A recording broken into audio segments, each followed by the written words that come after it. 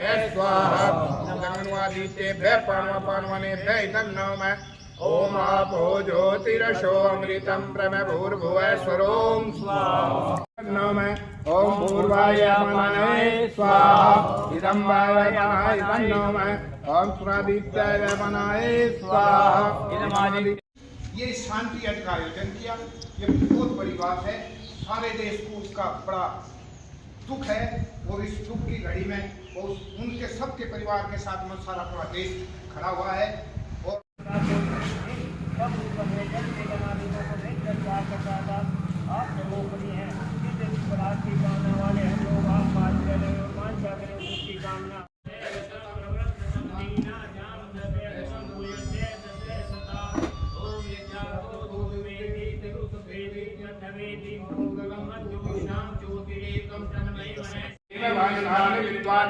यो दशमजूरान वेनो भोस्तान्ते नमः उक्तिं विधेम स्वाहा।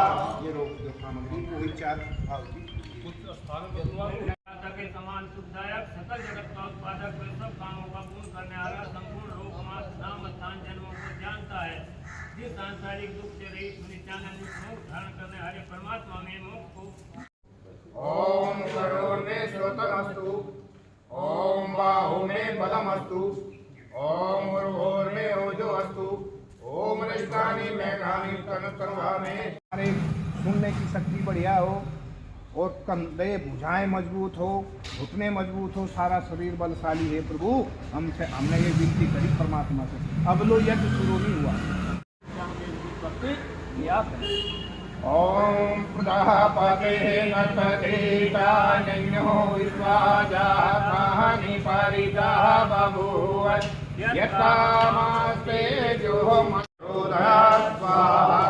ओम सेनेन्द्राग्नि भवतावो सेनेन्द्रा वरुणारात हव्या समिता सोना सुता शयो नेन्द्रा कृष्णा वाचा दो स्वाहा।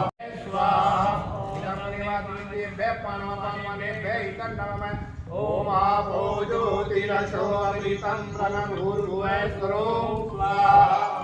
ओम यामेदा ओम विश्वानि देव सवितर्दुरितानि परासुवः यद्भद्रं तन्न आसुवः स्वाहा। ओम अग्नेन सुपताराय अस्मान् विश्वानि देव वायुनानि विद्वान् यो दशमजू। बाबा जी, आज जो आप लोग यहाँ पहुँचे, हवन किया, किस तरह से सरकार को क्या मैसेज देना चाहते हैं? मैसेज देंगे भाई, साथ रहेंगे हम सारी। जब भी मांग करोगे जब भी आवांगे, मैसेज देंगे। मेडल भी आपने जीते, कौन कौन सी लड़ाई लड़ी आपने? चीन की लड़ी, हाँ, पाकिस्तान की लड़ी, हाँ, और फिर बांग्लादेश की लड़ी, हाँ। तीन लड़ाई। अब पहलगाम में जरूरत पड़ी तो जाएंगे, एकदम जाएंगे। जो बुलाओगे तो एकदम जाएंगे। अपनी गोली उठाओगे। गोली तो इसका मतलब गोली ले रहे हैं तुम अब भी। टाइट हो गया, बताइए। मेरा नाम विजेंद्र बालियान, कस्बा सिसोली। मेरा जो रैंक है वो मैं हवलदार से रिटायर हुआ। 1994 में सेना को ज्वाइन किया और 2013 में मैंने अपनी सेवा समाप्त करके अभी बड़े टिकट से साहब के साथ PSO की ड्यूटी करता हूँ। कारगिल का जब जंग शुरू हुआ था 99 में, तब मेरी ड्यूटी श्रीनगर के पास बारामूला डिस्ट्रिक्ट में थी। उस टाइम पर भी मैंने 4-5 एनकाउंटर में हिस्सा लिया और आतंकवादियों को मारा। उसके बाद मैकेनाइज्ड फोर्स के जो ट्रेनिंग सेंटर है वहाँ पर उस्ताद की ड्यूटी किया। 1.5 से 2 लाख सेना को ट्रेनिंग दे करके आज मेरे द्वारा जिस जवान ने ट्रेनिंग लिया था, मैं बॉर्डर पर ड्यूटी दे रहे। मेरी जो रेजिमेंट है वह अभी पुंछ के पास में छम जोड़िया में ड्यूटी कर रही। मैकेनाइज्ड बटालियन आर्मर्ड के साथ मिलकर के लड़ाई लड़ती है और उसके बारे में मुझे आज भी इतनी नॉलेज है जितनी पहले थी। आज कैसे देखते हैं इस घटना को आप? इस घटना से देश बड़ा दुख है। देश के किसान, जवान, जितने भी जनता है, सब में रोष है। अब कुछ कर गुजरने का टाइम आ गया। देश का जवान और किसान सब मोदी जी से यही चाहता है कि अब कुछ न कुछ सख्त फैसला ले।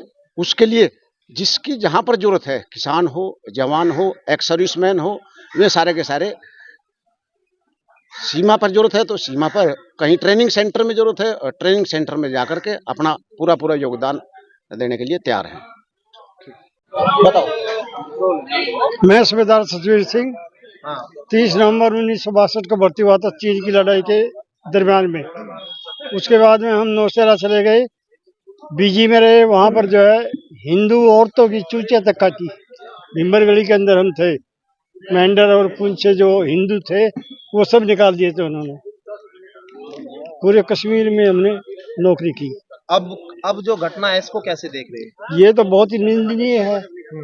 ऐसा तो कभी होना ही नहीं चाहिए कि जाति पूछ करके और कपड़े निकलवा करके हिंदू और मुस्लिम की पहचान की है वहाँ पर। इतना बुरा नरसंहार तो कभी किसी राज्य में नहीं हुआ।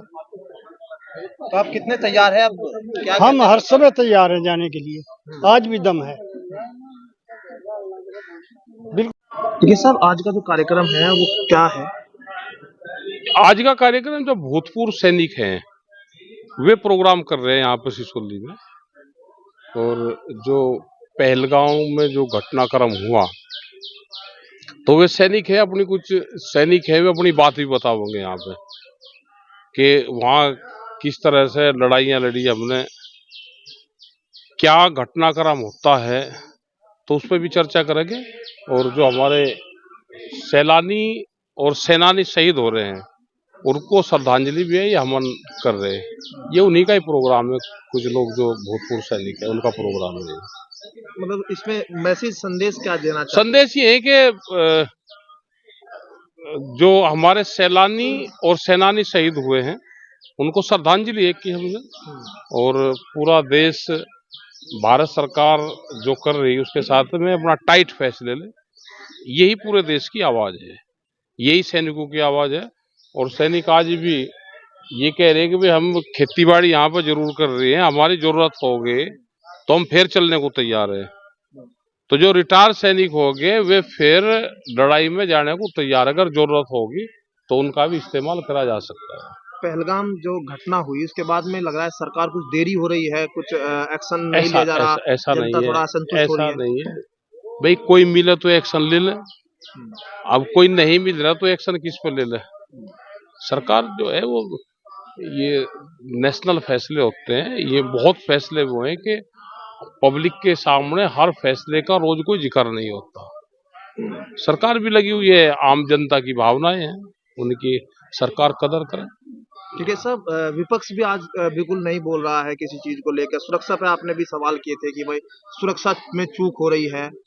देखो विपक्ष इस मामले में क्या बोल रहे, विपक्ष भी सब सरकार के साथ में है, क्योंकि जो भी फैसले होते हैं बाहर के इंटरनेशनल फैसले वो मौजूदा सरकार लेती है, बाहरी आदमी कोई फैसला नहीं ले सकता।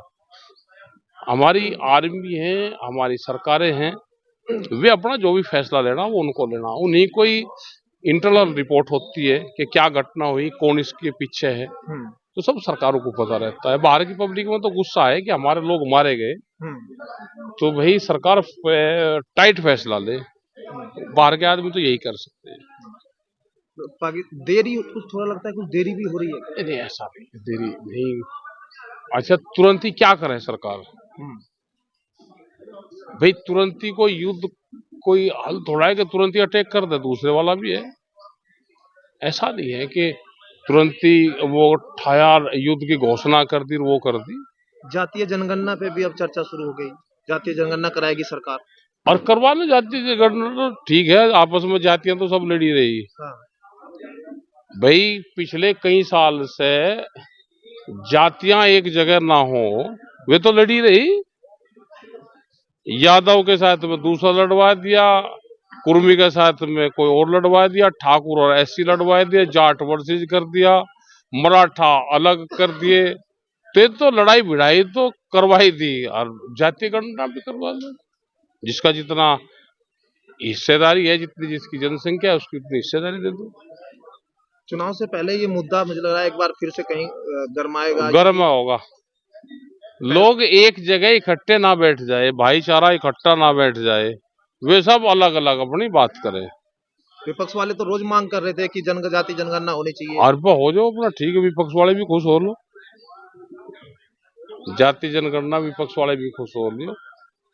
देखो कई मामले हो रहे, कई उस पे टीवी पे देखते हैं, मंदिरों में जिस तरह से रोक लगा रहे हैं कि एससी समाज और वो नहीं जा सकता, उससे बंटवारा होगा। मंदिर सबके हैं, सबको उसमें जाना चाहिए। अगर कोई मंदिर में जाना चाह रहा है, आदमी को कुंडवा बढ़ाना चाहिए या कुंडवा घटा रहे। अब कौन लोग हैं कुंडवा घटा रहे? मंदिर किसी एक जाति का नहीं होता, वो सबके होते हैं। उसमें एक जाति के लोग उसमें पैसा जरूर दे देते हैं कि भाई मेरे क्षेत्र में तो हमने दे दिया, लेकिन आओ उसमें सब। लेकिन ये भी कई जगह से वो आ रहे कि बारात निकल रही, वो नहीं निकलन दे रहा। आजकल ये टाइम नहीं रहे, बारात निकल रही, मंदिर में कोई जा रहा किसी भी उसमें, आप नहीं जाने दोगे, वो हट जाएगा, उससे वो कहीं दूसरी जगह जाएगा। गन्ने पे भी एफआरपी बढ़ाई, सरकार कह रही है 5 करोड़ किसानों को इसका लाभ मिलेगा। आपको लग रहा है किसानों को इसका कितना फायदा उत्तर प्रदेश में भी हो रहा है? देखो उत्तर प्रदेश में तो नहीं, लेकिन कई स्टेट में उसका फायदा होगा।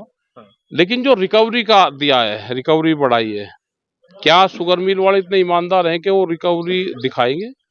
वो रिकवरी की चोरी करेंगे। उन्हीं के हाथ में तराजू है, वे कितना ही तो लो, बाट उन्हीं के, तराजू उन्हीं के और भाव उन्हीं का। ये फेयर होना चाहिए, लेकिन करा है वो जाकर अक्टूबर में वो लागू होगा, इस साल का तो गया। पंजाब में 410 रुपए के आसपास भाव मिला, तो यहाँ पे भी मिलना चाहिए।